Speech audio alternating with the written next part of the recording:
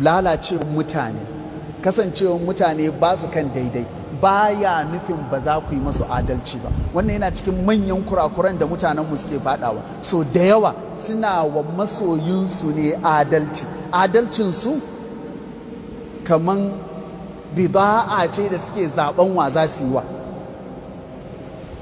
Idan da za ka zo yanzu kan wani abu kana kare wani wanda ba addinin ku ɗaya ba, sai a fara tunanin ko dai wani makirci, saboda kawai a wajen mutane dole ne wanda ba addinin ka ɗaya ba da shi ka tuhume shi, dole ne ka yi abin da zai zama cutarwa gare shi. Haka kuma a cikin da'irin addinin musuluncin ma an rarraba gidaje gwargwadon aƙidu. Na ba mu wata misali a baya ko can wani lokaci cikin karatunmu na Muwatta Imam Malik ya jawo surutu, to amma kasancewar magana ya jawo magana ba shi zai hana in mutum ya san gaskiya ne ya faɗe shi ba. An yi wani abu a ƙasar nan December 2015, wasu mutane aka je manya da yara maza da mata aka yi ta harbe su, sai da aka harbe ɗaruruwa a cikinsu. Ba labari ba ne, a garinmu ne ni.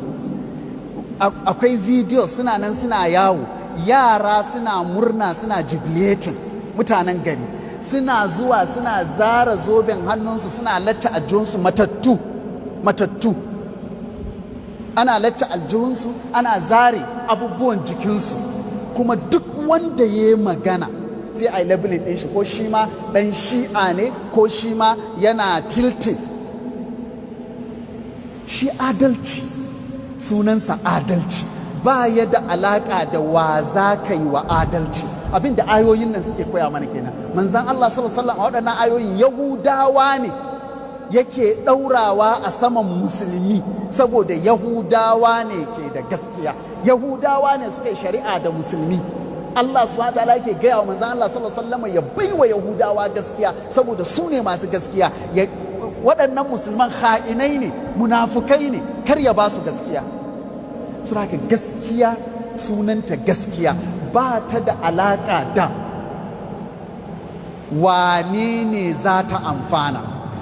To amma saboda an riga an firgita mutane, baka isa ka buɗe baki kai magana ba. Kana yin magana kai ma za a fara tuhumanka, za a fara zaginka, za a fara, to mai tsoron irin wannan tuhuman da zagin sai ya shiru, yana ji yana gani duk da zaluncin da aka yi. To Allah yana amsa addu'an wanda aka cuta.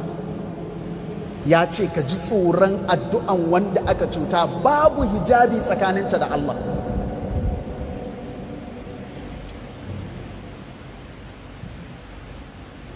Hasbunallahu wa ni'mal wakil. Allah ya gyara mana. Da haka yan uwa, ya kamata mu zama masu tsayawa akan gaskiya, ko da akan kawunanmu, ko da akan iyayenmu, ko da akan makusantanmu. Mu zama muna tsaye tare da gaskiya, ba tare da kula da za ta amfane mu ko za ta amfani fahimtar mu, ko ba za ta amfane mu ba za ta amfani fahimtar mu ba. Kawai sunanta gaskiya, a faɗa wa al'umma gaskiya. Sunansa adalci, a tsaya tare da adalci. Wannan shine umarnin Allah subhanahu wa ta'ala. Wala tujadilani alladhina yahtanuna anfusahum. Kada ka tsaya kai ta kare masu ha'intan kansu. Inna Allah la yuhibbu man kana khawanan athima. Allah subhanahu wa ta'ala baya son wanda yake kasancewa mai yawan ha'inci. Khawwan anan mai yawan ha'inci, malamai suka ce wannan yana nuna cewa Allah baya kama mutum a laifin farko. Allah baya kama mutum. In kaga mutum ya yi laifi, asirinsa ya tonu, an kama shi, ya yi sata an kama shi, ko ya yi wani laifi an kama shi, to ka tabbatar ba na farko ba ne. Amma a na farko to Allah zai rufa mashi asiri kuma ya bashi daman tuba. Amma in kaga an kama shi asirinsa ya tonu, to ba ranan ya fara ba. Saboda ga yanan hawanan, Allah ya ce mai yawan ha'inci ba ha'inan ba. da ha'inan aka ce ko ha'inci ɗaya yayi shikenan ya shiga.